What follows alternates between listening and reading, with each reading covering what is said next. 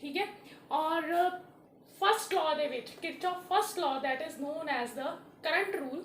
और current rule ਦੇ ਵਿੱਚ ਅਸੀਂ ਕੀ ਕਰਨਾ ਹੈ ਕਿ करंट ਜਿਵੇਂ ਕਿਸੇ ਵੀ ਸਰਕਿਟ ਦੇ ਵਿੱਚ ਕੋਈ ਵੀ ਜੰਕਸ਼ਨ ਪੁਆਇੰਟ ਆ ਰਿਹਾ, करंट ਕਿੰਨਾ ਅੰਦਰ ਆ ਰਿਹਾ ਕਿੰਨਾ ਬਾਹਰ ਜਾ ਰਿਹਾ, we have to find out junction point ਤੇ ਜਿੱਥੇ करंट डिफरेंट वायर्स मीट ਕਰਦੀਆਂ ਨੇ, जंक्शन पॉइंट ਤੇ टोटल करंट हमेशा 0 ਹੋਏਗਾ।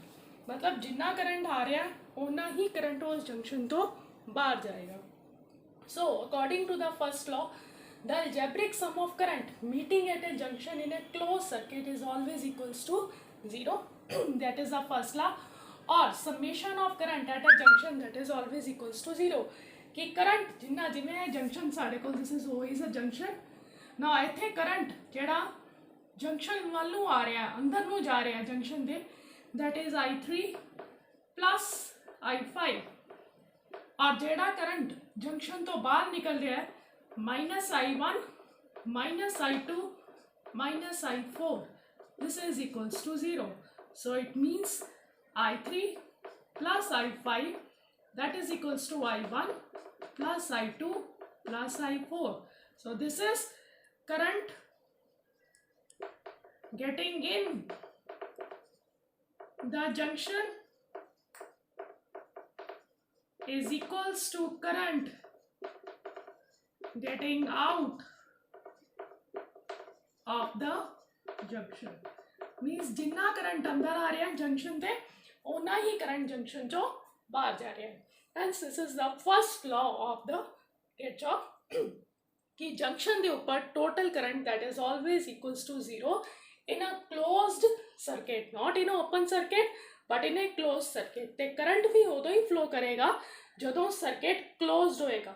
ओपन सर्किट ਦੇ ਵਿੱਚ करंट भी कभी भी फ्लो नहीं करेगा। सो पूरे कनैक्शनस ਜਿਹੜੇ है वो टाइट या लगे होने चाहिए तद ही करंट फ्लो करेगा। Now second law that is known as the voltage rule, इनू ਅਸੀਂ वोल्टेज रूल कहने आ। और अकॉर्डिंग टू दिस रूल किसी भी circuit suppose we have a circuit A B C D E F, ये साडे कोल सर्किट है और इस सर्किट दे विच जिन्ना किसी जगह ते पोटेंशियल चेंज हो रहा है, there is a change in a potential और there is a potential drop, वो हमेशा टोटल पोटेंशियल ड्रॉप जिहड़ा सर्किट दे विच है that is always equals to 0 के बराबर होंदा है।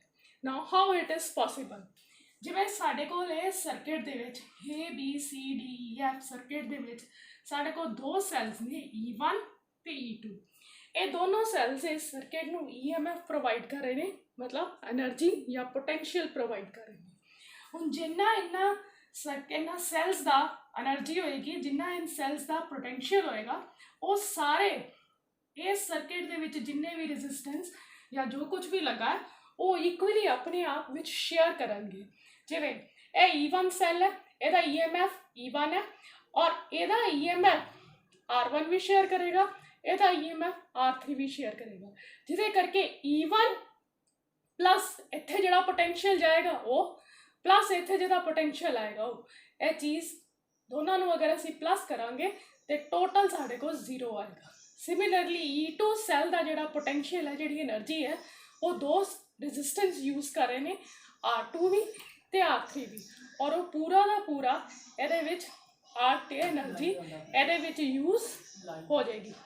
ठीक है, ओके, ये विच यूज़ हो जाएगी। नाउ फॉर एग्जाम्पल जे असीं लईए नाउ जदों भी असीं सर्किट दे विच असीं जदों भी करंट नूं लैना है, जदों असीं जिवें इधरले पासे now I will do it you will understand. Now Kirchhoff's law in circuit close circuit A B E F, अगर असीं ये क्लोज सर्किट लिया ना असीं ये तो स्टार्ट करांगे इधर नूं है, इत्थे पोटेंशियल ड्रॉप होएगा cross R3 they, R3 they cross कितना पोटेंशियल ड्रॉप होया I3 R3 जितना करंट फ्लो कर रहा इनटू जितना रेजिस्टेंस है। So this is the potential drop. Now जिहड़ी डायरैक्शन च असीं जा रहे हैं उसे डायरैक्शन च करंट फ्लो कर रहा है तो असीं उहनूं पॉजिटिव लवांगे, अगर उल्टी डायरैक्शन हो जाएगी तो we will take it negative. Now असीं A B इधर नूं जा रहे, करंट भी इधर नूं जा रहा, so we take it positive. Now after that we have E, फिर F, फिर R1. ਹੁਣ ਇੱਥੇ potential drop ਕਿੰਨਾ ਆਇਆ? I1 R1. Same direction है, so we take it positive. ਉਸ ਤੋਂ ਬਾਅਦ ਆ ਗਿਆ ਸਾਡੇ ਕੋਲ cell, this one cell, E1 cell. Now अगर cell ਦਾ negative terminal ਪਹਿਲਾਂ ਆ ਜਾਏ ਤੇ ਉਹਨੂੰ minus ਲੈਣਾ, ਔਰ ਅਗਰ cell ਦਾ positive terminal ਆ ਜਾਏ ਤੇ ਉਹਨੂੰ plus ਲੈਣਾ. ਹੁਣ ਇੱਥੇ ਜਦੋਂ ਅਸੀਂ A, B, E, F ਇੱਧਰ ਨੂੰ ਆਏ, ਸਾਡੇ ਕੋਲ ਇਹਦਾ negative terminal ਪਹਿਲਾਂ ਆ ਗਿਆ. So we will write here EMF E1. This is equals to 0 ਦੇ ਬਰਾਬਰ ਆ ਗਿਆ. It means I3 R3 plus I1 R1 ਕਿਹਦੇ ਬਰਾਬਰ ਹੈ? E1 ਦੇ ਬਰਾਬਰ. Means ਇਸ ਸੈੱਲ ਦੀ એનર્ਜੀ ਦੋ ਰੈਜ਼ਿਸਟੈਂਸਸ ਆਪਸ ਵਿੱਚ ਸ਼ੇਅਰ ਕਰ ਰਹੇ ਨੇ. R1 ਕਿੰਨਾ ਪੋਟੈਂਸ਼ੀਅਲ ਸ਼ੇਅਰ ਕੀਤਾ ਨੇ, ਇਹਦੇ ਅਕ੍ਰੋਸ ਪੋਟੈਂਸ਼ੀਅਲ ਡ੍ਰੌਪ ਕਿੰਨਾ ਹੈ? I1 R1. ਔਰ ਇਹਦੇ ਅਕ੍ਰੋਸ ਪੋਟੈਂਸ਼ੀਅਲ ਡ੍ਰੌਪ ਕਿੰਨਾ ਹੈ? I3 R3. ਸੋ E1 ਜਿਹੜਾ EMF ਹੈ ਇਸ cell the, that is used by two resistances. Now second, Kirchhoff's law, enclosed circuit B, or you can take as A, B, C, D, E, F. Again अगर ਅਸੀਂ ਇਹਨੂੰ ਇਹਦੇ across apply ਕਰੀਏ, now what is this? A ਤੋਂ ਜਾਵਾਂਗੇ B, ਅਸੀਂ ਇੱਧਰ ਨੂੰ ਨਹੀਂ ਜਾ ਰਹੇ, B, C ਇੱਧਰ ਆ ਗਏ. ਸਭ ਤੋਂ ਪਹਿਲਾਂ ਆ ਗਿਆ ਸਾਡੇ ਕੋਲ positive, this is E2. E2 ਆ ਗਿਆ. then ਉਲਟੀ ਡਾਇਰੈਕਸ਼ਨ 'ਚ ਕਰੰਟ ਇੱਧਰ ਨੂੰ ਆ ਰਿਹਾ, ਅਸੀਂ ਇੱਧਰ ਨੂੰ ਜਾ ਰਹੇ ਹਾਂ.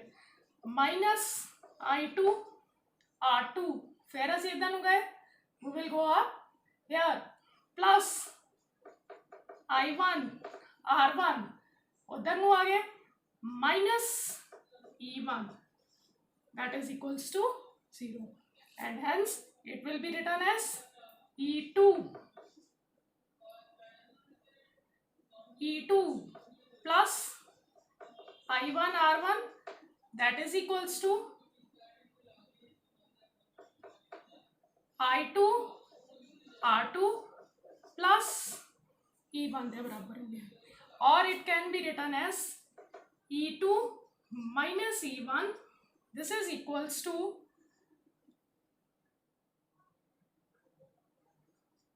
I2 R2 minus I1 R1. So this is our 2 Kirchhoff's law.